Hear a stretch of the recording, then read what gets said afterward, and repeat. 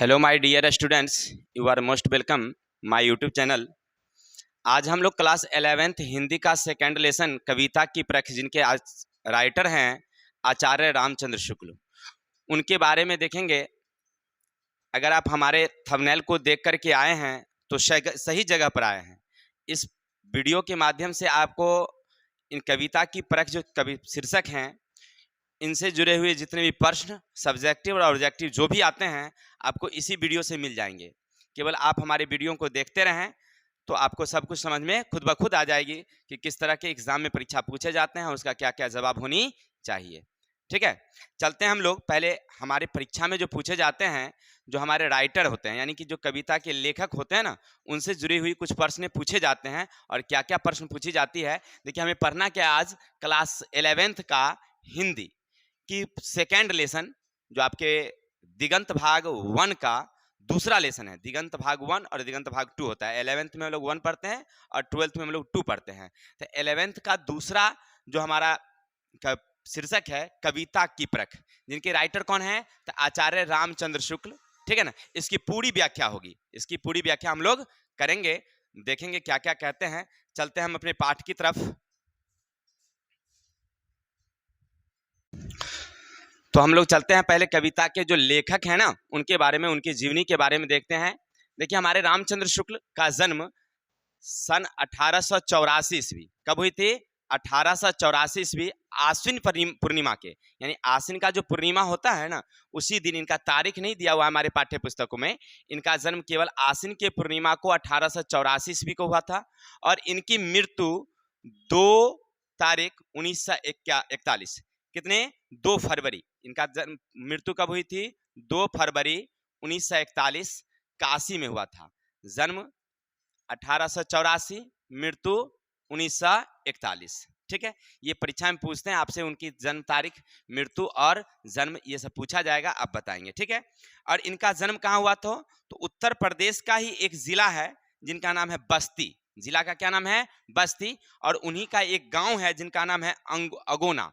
अगोना यानी कि जन्म उनका क्या है? उत्तर प्रदेश बस्ती जिला के अगोना गांव में हुआ था। याद रखेंगे किस गांव में? अगोना।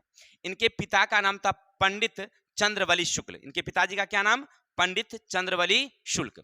अब इनकी शिक्षा कहाँ कहाँ से हुई थी इनके बारे में देखते हैं। देखिए इनकी शिक्षा जो शुरू हुई थी 1998 में एग्लो संस्कृत जुबली स्कूल मिर्जापुर से। ठीक है ना, ये मिडिल स्कूल की परीक्षा पास की है, यानी मिडिल स्कूल की पढ़ाई उन्होंने कहाँ से किया? तो मिर्जापुर की जगह मिडिल स्कूल है, वहाँ Jubilee Sanskrit school, Anglo Sanskrit Jubilee school से उन्होंने मिडिल स्कूल की परीक्षा पास की।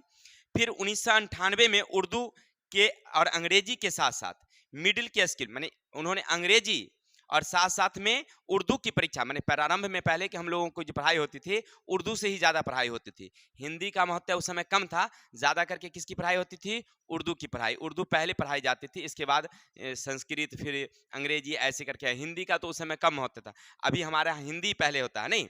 इसके बाद लंदन मिशन स्कूल मिर्जापुर से ही 1901 में उन्होंने स्कूल की परीक्षा की। 1901 में उन्होंने कहाँ से पढ़ा? तो लंदन मिर्जापुर स्कूल है, यानी कि स्कूल का नाम था लंदन।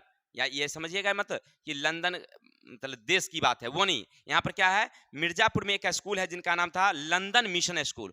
उनमें उन्होंने 1901 में स्कूल की परीक्षा पास की। फिर बाद में उन्होंने इंटर में नामांकन करवाए प्रयाग में। प्रयाग जो अभी किसके नाम से जाना जाता था? इलाहाबाद के नाम से, अभी प्रयागराज के नाम से जाना जाता है। तो वहाँ उन्होंने प्रयाग में किसके नामांकन में? इंटर में नामांकन करवाए। नामांकन करवाने के बाद घर की स्थिति अच्छी नहीं थी, जिसके कारण क्या हुआ कि वे स्कूल जाना मतलब कॉलेज जाना बंद कर दिए, इनकी पढ़ाई बाधित हो गई। लेकिन सेल्फ स्टडी यानी कि खुद ब खुद अपने घरों पर ही पढ़ते थे और पढ़ने के बाद आज इस मुकाम पर पहुंचे हैं आचार्य रामचंद्र शुक्ल। यानी कि उनकी प्रारंभिक शिक्षा आपने देखा कहाँ? तो मिर्जापुर से पहले उन्होंने एक स्कूल था जिनका नाम था एग्लो संस्कृत जुबली स्कूल, फिर लंदन मिशन स्कूल, 2 जगह से उन्होंने स्कूल पढ़ाई की प्राथमिक विद्यालय में। बाद में उन्होंने इंटर में कॉलेज में नाम लिखवाया प्रयाग में, लेकिन वहाँ उनकी पढ़ाई पूरी नहीं हुई और घर पर वापस आ गए। और आने के बाद उन्होंने सेल्फ स्टडी किया, सेल्फ स्टडी के बाद आगे चलिए। उनकी कुछ वृत्तियाँ यानी कि अपने जीवन यापन के लिए कुछ तो काम चाहिए ना, तो उन्होंने कुछ काम भी किए हैं, वो भी पूछता है। याद रखेंगे 1904 में उन्होंने लंदन मिशन स्कूल में ड्राइंग टीचर का काम किया। वही लंदन मिशन स्कूल जहाँ से उन्होंने पास किया था 1901 में, वहीं पर फिर ड्राइंग टीचर के रूप में, ड्राइंग टीचर समझ रहे हैं ना, जो फोटो वोटो बनाते हैं नहीं, बच्चों को सिखाने के लिए वहां पर इनको रखा गया। 1904 में ये ड्राइंग टीचर के रूप में उन्होंने काम किया। फिर 1908 में उन्होंने काशी नगरी परिचारणी सभा के परियोजना के अध्यक्ष चुने गए। यानी काशी नगरी परिचारणी सभा थी, उनमें 1908 में ये काम किए। इसके बाद उन्होंने फिर से 1937 में हिंदी विभाग अध्यक्ष काशी हिंदू विश्वविद्यालय के अध्यक्ष चुने गए और वहां पर काम किए। यानी लगातार उन्होंने 1904 से लेकर के अपने मरणोपरांत तक, यानी कि मरने के सीमा तक, जब तक उनकी मृत्यु हुई तब तक ये काशी हिंदू विश्वविद्यालय के काम करते रहे। पहले 1904 में जो लंदन मिशल स्कूल थे उसमें ड्राइंग टीचर के रूप में, फिर 1908 में वहां पर काशी परियोजना में काम किए, और बाद में 1937 में कहाँ चले गए, काशी हिंदू विश्वविद्यालय। यानी उनकी ये वृत्ति थी, क्योंकि जीवन को चलने के लिए कुछ पैसा चाहिए ना, पैसा कहाँ से मिला उनको, तो ये सब काम किए। अब देखिए सबसे बड़ी बात, आपके एग्जाम में पूछता क्या है, सो ध्यान दीजिएगा। परीक्षा में आपसे पूछता है उनकी कुछ कृतियां, माने उन्होंने क्या क्या किया। देखिए वृत्ति थी, उन्होंने जो काम किया, लेकिन अब उन्होंने कौन कौन सी कहानी लिखा, कौन कौन सी रचना लिखे हैं, इन सब के बारे में पूछता है आपसे। परीक्षा में पूछेगा उनकी कृति, याद रखेंगे। उनकी प्रमुख कृतियों में है मधुस्रोत, याद रखेंगे। उनकी प्रमुख कृति कौन है, मधुस्रोत। हिंदी साप्ताहिक की इतिहास, चिंतामणि। चिंतामणि के कई भाग है, चिंतामणि 1, चिंतामणि 2, चिंतामणि 3, मानी चिंतामणि 1, चिंतामणि 2, चिंतामणि 3, इनके 3 भाग संस्करण उन्होंने किया था, माने 3 किताब उन्होंने लिखा था।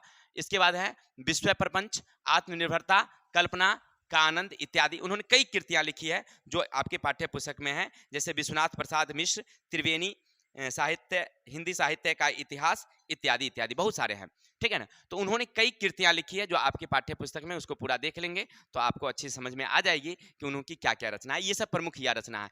परीक्षा में पूछता ज्यादा करके कौन है, तो चिंतामणि पूछेगा और मधुस्रोत। हिंदी साहित्य का इतिहास भी पूछता है कभी कभी आपसे, परीक्षा में रहेगा हिंदी साहित्य की इतिहास किसकी रचना है, तो क्या लिखेंगे, आचार्य रामचंद्र शुक्ल। आत्मनिर्भरता किनकी रचना है, आचार्य रामचंद्र शुक्ल। विश्व प्रपंच किसकी रचना है, आचार्य राम, ऐसे करके पूछते हैं, ठीक है।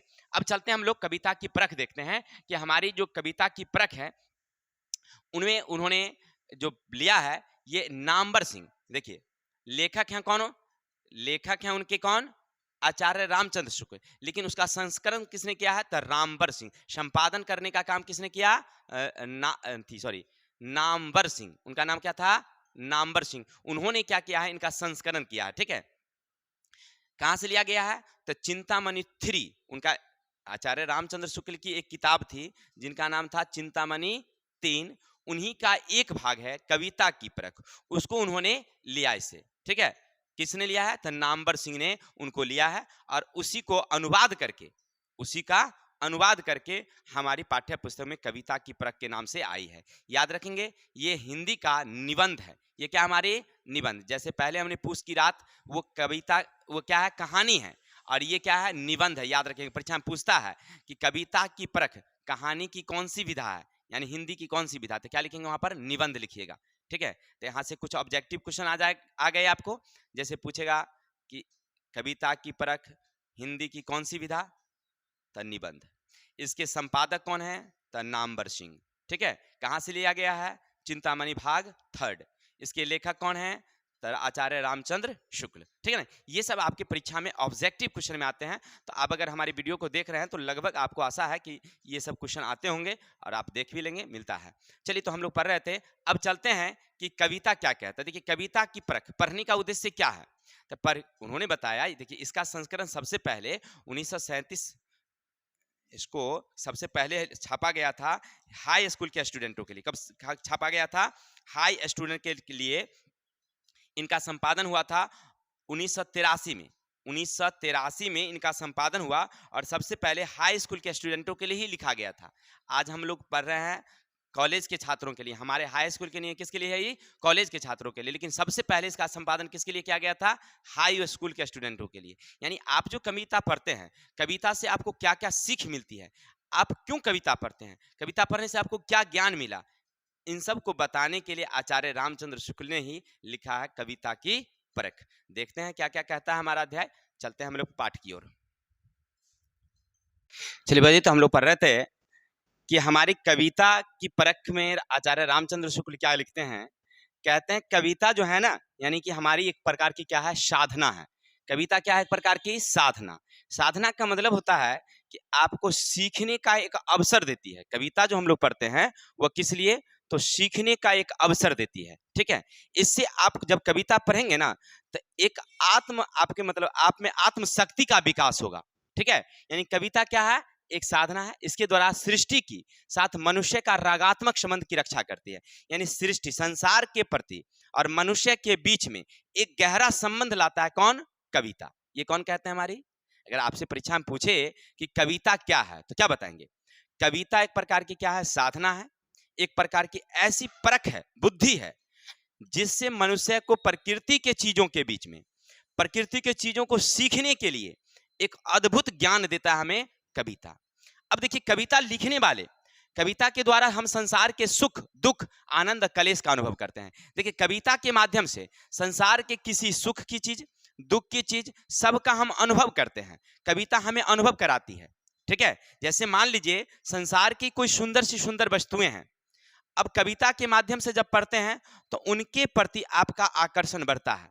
कविता पढ़ते पढ़ते आपको मन में आकर्षण बढ़ जाता है। जैसे आप देखिए, एक उदाहरण के तौर पर लीजिए कि किसी कवि ने सूर्य का वर्णन किया, आ रही रवि की सवारी, आ रही रवि की सवारी। अब यहाँ पर क्या है, सूर्य को एक राजा बना दिया गया है और उन पर वे रथ पर बैठे हुए हैं, सोने का रथ है, सोने का घोड़े हैं, और उनके अनुचर जो हैं चारों ओर फूलों की थाली लेकर के सजा हुआ। यानी कहने का अर्थ है कि सुंदरता का वर्णन वहां पर कविता में किया गया है। आपने क्या समझा कि कविता क्या करती है? संसार के सुंदर चीजों का वर्णन कराती है, नहीं कराती है?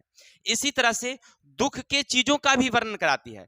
जब आप उदाहरण के तौर पर लेंगे कि जब रामचंद्र जी अपने माता पिता को छोड़ अयोध्या से जब वापस मतलब वन जा रहे थे, अयोध्या से कहाँ जा रहे थे? वन जा रहे थे, तो क्या उस समय दुख से लोगों का आंसू नहीं भरा? क्या पूरे अयोध्या वासियों के मन में दुख आ गया? और जब हम देखते हैं ऐसे धारावाहिकों को तो हमें भी, हमारी भी हृदय क्या हो जाती है? थोड़ी समय के लिए दुखी हो जाती है। यानी करुण भाव को देख करके आपका मन दुखी होता है और किसी सुंदर चीजों को देख करके आपका मन आकर्षित होता है। ये कविता की विशेषता है। यानी कवि कहते हैं, यानी हमारे आचार्य रामचंद्र शुक्ल कहते हैं कि ये हमारी विशेषता है। कविता की क्या विशेषता है? कि सुंदर चीजों के प्रति आकर्षण और जो असुंदर है या कुरूप है उनके प्रति विकर्षण, ये हमारी कविता की विशेषता होती है। और खास करके जो कविता लिखने वाले हैं उनमें इस प्रकार का गुण होनी चाहिए कि किसी सुंदर का विशेषता अच्छे तरीके से करे, वर्णन खूब सुंदर तरीके से करे। ऐसा उनमें वर्णन होना चाहिए, उनमें ज्ञान होनी चाहिए। किनमें? जो कविता लिखते हैं उनमें होना चाहिए। तब जाकर के आप किसी सुंदर चीजों के प्रति आप बता सकते हैं, लिख सकते हैं। क्या कहते हैं? देखिए, कविता का उद्देश्य क्या है? देखिए, कविता हम पढ़ते क्यों हैं? तो इसके पीछे उद्देश्य है कि हृदय में प्रेम, आनंद, हास्य, करुण, आश्चर्य इत्यादि का भाव उत्पन्न करना ही कविता का मेन उद्देश्य है। यानी आप कविता पढ़े और कविता पढ़ने के बाद अगर आपके मन में किसी चीज के प्रति हृदय में प्रेम जागृत हो गया, ये कविता की विशेषता है। जैसे आप कविता पढ़ रहे हैं, हिमालय श्रेणियों का वर्णन, हिमालय पर्वत का वर्णन आप पढ़ रहे हैं, अब पढ़ते पढ़ते ना आपका मन हुआ कि ओह काश हम हिमालय पर्वत एक बार घूम लेते ना, तो बड़ा कितना सुंदर दृश्य मनोरम कविता में दिखाया गया है। नहीं, हिमालय का वर्णन कितना सुंदर है, तब मन हुआ कि हम भी तनी हिमालय हो आते। नहीं, किसी का जगह मान लीजिए कश्मीर घाटी का वर्णन कविता में किया गया, अब आपका मन हुआ कि ओह काश अगर हम भी तनी कश्मीर घाटी घूम आते। ये क्या है? कविता की विशेषता कि कविता पढ़ने से आपके मन में क्या हुआ? हृदय में प्रेम जागृत हुआ, आनंद जागृत हुआ। और कभी कभी ना कविता पढ़ने से हंसी भी आती है, कविता पढ़ने से हास्य, यानी आपके मन में ना हंसी का भाव जग गया, वो कविता की विशेषता है। लेखक कहते हैं कविता लिखने वाले के मन में ऐसी भाव होनी चाहिए कि वो लिखे तो लोगों को हास्य हो, प्रेम जागृत हो। इतना ही नहीं, करुणा, आश्चर्य इत्यादि का भाव उत्पन्न होना कविता का मूल उद्देश्य है। आपसे परीक्षा में पूछता है कविता का मूल उद्देश्य क्या? कविता हम क्यों पढ़ते हैं? कविता लिखने का क्या उद्देश्य है? तो कविता लिखने का उद्देश्य है कि मनुष्य को प्रकृति के प्रति आनंद, प्रेम, भाव, आश्चर्य, करुण इत्यादि भाव जागृत करना ही कविता लिखने और पढ़ने का मेन उद्देश्य होता है। ठीक है, आगे पढ़ते हैं। कविता के लिए वाक शक्ति के कल्पना शक्ति होना चाहिए, और कल्पना शक्ति नहीं तो उच्च कोटि का कविता नहीं हो सकती। अगर आप कविता लिखने के लिए बैठते हैं और आप में कल्पना शक्ति नहीं है, किसी चीज की कल्पना आप नहीं कर सकते, तो समझिए कि आप अच्छी कविता नहीं लिख सकते। आप कहिएगा कल्पना क्या? तो कल्पना का मतलब होता है तुलना।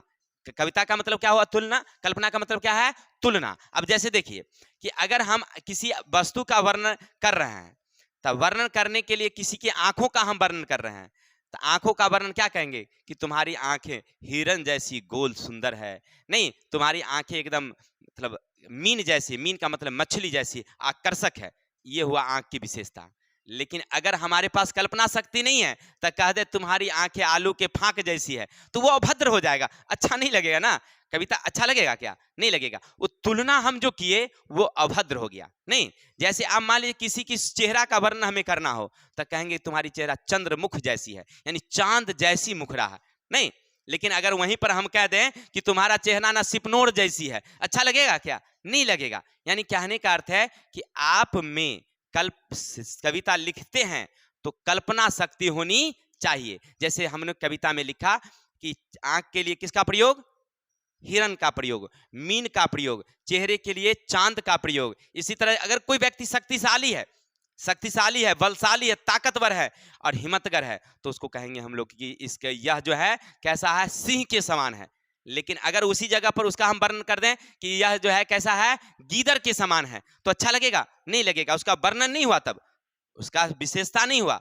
अर्थात कविता लिखते समय हमें क्या होना चाहिए? कल्पना शक्ति होनी चाहिए, तब जाकर के आप अच्छी कविता लिख सकते हैं और समझ में तब आएगा अर्थ।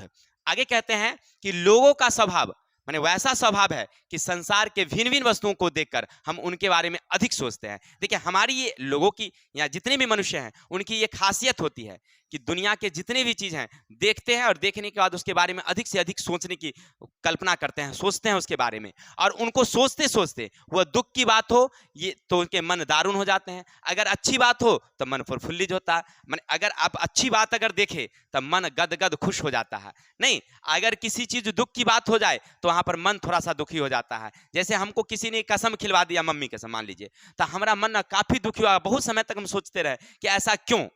ये हमारा हृदय क्या हुआ? उस समय काफी समय तक दुखी हो गया, माने दारुण हो गया, द्रवित। लेकिन अगर उसी शब्द को अगर दूसरे तरीके से व्यक्त किया जाए तो कुछ समय तक मन खुश हो जाता है कि चलो अच्छी बातें हुई। नहीं, यानी कहने का अर्थ है कि अगर आप किसी दुख भरी बात को देखते हैं तब मन दारुण होना, और किसी चीज को अगर अच्छी चीज को देखते हैं तब मन प्रफुल्लित होना, ये तो मानव का स्वभाव है, ये मनुष्य का स्वभाव है। और ये किससे मिलती है? हमें कविता से मिलती है। आगे क्या कहते हैं देखिए, मन को प्रसन्न करने के लिए सुंदर स्थान का चयन किया जाता है। देखिए अगर कविता आप लिखते हैं तो कविता लिखते लिखते ना कुछ ऐसी जगहों का चयन करते हैं जो सुंदर जगह हो। कविता में कभी खराब जगहों का चयन नहीं किया जाता है, खराब जगहों का वर्णन नहीं किया जाता है, क्योंकि आप पढ़ेंगे तो फिर आप प्रफुल्लित नहीं होंगे, खुशी नहीं होंगे, फिर आप उस जगह जाने की कल्पना भी नहीं करेंगे।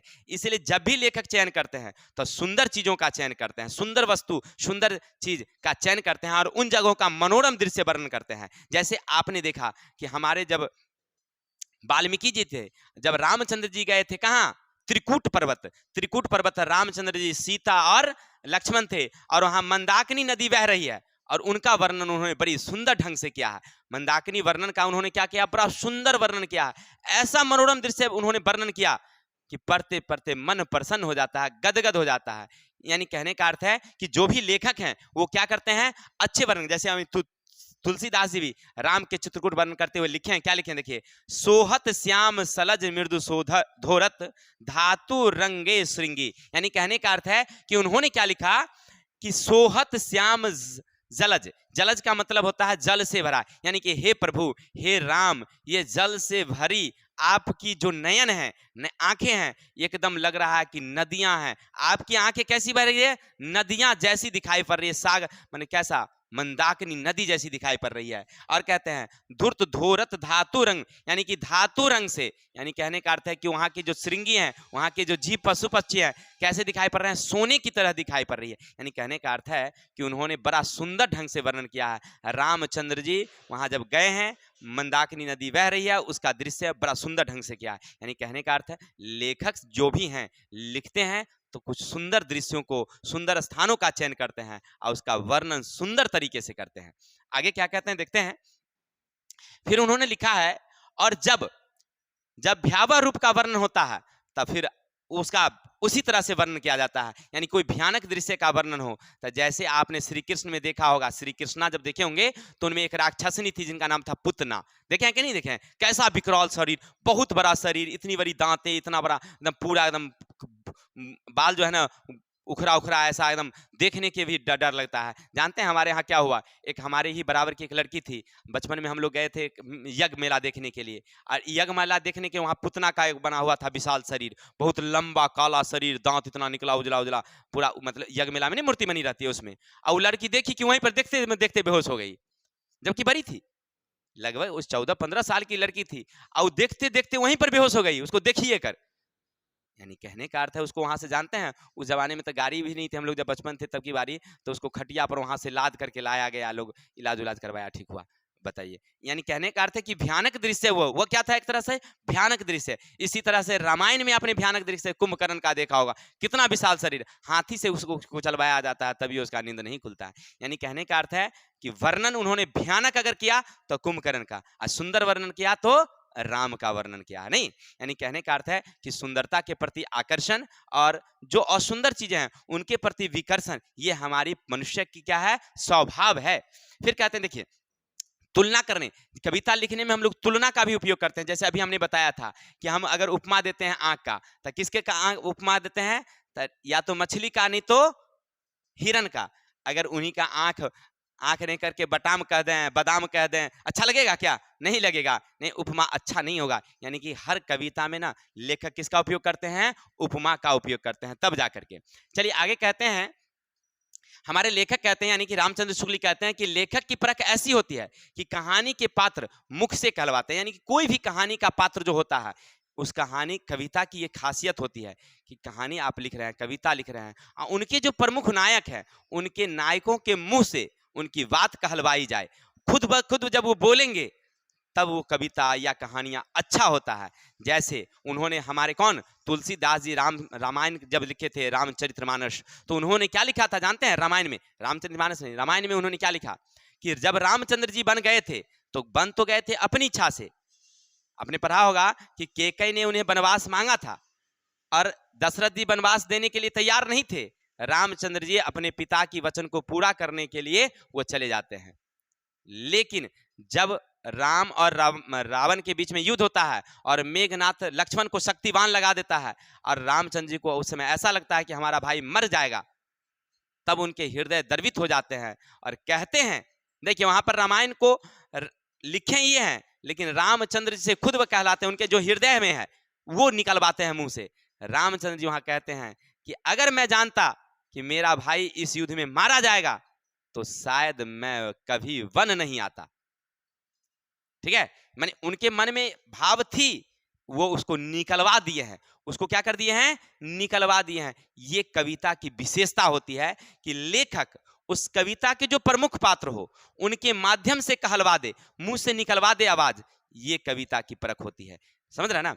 ये हमारी खासियत होती है। राम जब वन में गए थे तो वहां पर ऐसा हुई थी। नहीं, फिर कहते हैं लेखक प्रेम, शोक, उत्साह इत्यादि व्यक्त करते हैं। प्रेम कैसा हो, भाव, दुख कैसा, स्वभाव इत्यादि का वर्णन करते हैं। यानी कहते हैं लेखक अपनी कविता में प्रेम का वर्णन करते हैं। यानी कविता जो होती है ना, वह हमें एकत्रित करती है, इकट्ठा लाती है, क्योंकि कविता पढ़ने से आपके मन में ना बहुत प्रेम जागृत हो जाएगा। ऐसी ऐसी कविताएं हैं जो आपके मन में क्या होगा, चाहे वो प्रकृति के प्रति प्रेम हो, जीव जंतुओं के प्रति प्रेम हो, या किसी के प्रति प्रेम हो। आपने अपने क्लास 10th में पढ़ा होगा, जो हमारे कौन थे, घनानंद जी, उन्होंने अपनी कविता में क्या लिखा है? सो वर्षो ले, नहीं, यानी उन्होंने क्या लिखा था कविता में कि हमारी प्रेमिका जो सुजान थी, कहते हैं हे आंसू हमारी, कभी कहाँ जाओ आंसू, हमारी प्रेमिका सुजान के पास चली जाओ। पढ़े ना कविता में, उनकी प्रेमिका कौन थी? सुजान थी, और दोनों के बीच में क्या हो गया था? ब्रेकअप हो गया था। आज के जमाने में उसको ब्रेकअप कहते हैं। यानी कि ये सुजान जी जो थे वो नर्तकी थी सुजान, और घनानंद जी कौन थे? बजनिया थे। तो एगो बजाते थे या एगो नाचती थी, दोनों के बीच में प्रेम हो गया। लेकिन पता नहीं क्या हुआ, आगे जाकर के दोनों के बीच में थोड़ा सा ब्रेकअप हो गया था, जिसके कारण वो ना काफी द्रवित हो गए थे घनानंद जी। और उन्होंने क्या लिखा है, कहते हैं कि मेरा आंसू कहाँ पहुंचे? मेरी प्रेमिका के यहाँ पहुंचे, चल जाओ। यानी कहने का अर्थ है कि कविता के माध्यम से वह प्रेम जाहिर करते हैं कि हमारे दिल में आपके प्रति प्रेम है और प्रेम के जो निकली आंसू है अपनी प्रेम का सुजान को पहुंचा रहे हैं। इसी तरह से कविता पढ़ने से आपके मन में शोक उत्पन्न होता है, उत्साह उत्पन्न होता है, ठीक है ना। ये व्यक्त किया जाता है किसके माध्यम में? कविता में ऐसा व्यक्त किया जाता है। और कविता हमें दुख का भी भाव व्यक्त करता है, ऐसा नहीं कि केवल सुख करता है, दुख का भी भाव व्यक्त करते हैं। ये हमारे आचार्य रामचंद्र शुक्ल कहते हैं। यानी कविता का मूल उद्देश्य क्या है पढ़ने का? मतलब कि आप में कल्पना शक्ति का विकास हो, तुलना करने का गुण हो, अगर तभी आप अच्छी कविता लिख सकते हैं। देखिए आचार्य रामचंद्र शुक्ल के बारे में हम लोग पढ़ रहे थे, उनकी जीवनी के बारे में। उन्होंने बहुत सुंदर सुंदर लिखी है और आज जो हिंदी एक चरम सीमा पर पहुंची हुई है, श्रेष्ठता की श्रेणी पर आज हिंदी पहुंची हुई है, ये किनकी देन? आचार्य रामचंद्र शुक्ल की देन है। अगर आप हिंदी को अगर उच्च श्रेणी में देख रहे हैं तो ये किनका योगदान? आचार्य रामचंद्र शुक्ल का। हमने उनके बचपन में एक कविता, उनकी कहानी पढ़ी थी, मुझे अच्छी तरह से याद है, आत्मनिर्भरता। यानी कि अगर आप आत्मनिर्भर हैं तो आप जरूर आगे सफल होंगे, ऐसा कहते थे। और हमने उनके बातों को अपने जीवन में लिया। उन्होंने एक बताया था उदाहरण कि आप एम रखिए, निशाना, निशाना रखिए, याद रखिएगा, आप लोग भी ध्यान रखिएगा, आप अपने लक्ष्य को हमेशा ऊंचा रखिएगा कि हमें ऊंचा पर जाना है। उन्होंने जो पढ़ाया था, हम क्लास 6 में पढ़े थे, उनकी कवि कहानी थी आत्मनिर्भरता, मुझे याद है उनकी, आचार्य रामचंद्र शुक्ल का लिखा था। हम लोग जो पढ़ रहे थे क्लास 6 में तब की बात बता रहे हैं। तो उन्होंने लिखा था आत्मनिर्भरता में कि अपने एम यानी उद्देश्य को ऊंचा रखो, तब जाकर के तुम ज्यादा दूरी तक जाओगे। उदाहरण में बताया कि निशाना लगाओ तीर का, तीर का निशाना लगाओगे, अगर मान लो नजदीक में तुम्हें अगर लगाना हो तो तुम एकदम धीरे से छोड़ोगे, अरे नजदीक तो पहुंचाना ही, थोड़ा सा खींचोगे और छोड़ोगे कि वहीं तो पहुंचाना है। लेकिन अगर तुम्हें दूर छोड़ना होगा तब पूरा खींच के खींचोगे और तब तीर छोड़ोगे। अरे भले एम को लगे ना लगे, लेकिन तीर तुम्हारा दूर जाके गिरेगा, नहीं गिरेगा। अगर नजदीक छोड़ना होगा तो नजदीक ही गिरेगा, और जब दूर छोड़ना होगा तब पूरा खींचोगे, दूर तक गिरेगा, यानी कि सफलता तुम्हें ज्यादा मिलेगी। तो यानी अपने जीवन में निर्भर बनिए, अपने जीवन में क्या बनिए? निर्भर बनिए, और उद्देश्य को हमेशा ऊंचा रखिए। क्लियर? तो आज के लिए हमारा ये कविता की परख अध्याय समाप्त होती है। अगर आप हमारे वीडियो से कुछ सीख लिए होंगे तो हमारे चैनल का लाइक, सब्सक्राइब, कमेंट करेंगे। बाकी नेक्स्ट मिलते हैं, तब तक आप हमारे वीडियो को देखते रहिए। क्या समझ रहा है? फिर अगले लेकर आ रहे हैं वीडियो इनके क्वेश्चनों को। तब तक के लिए जय हिंद, जय भारत। कौन फोन कर देता है यार?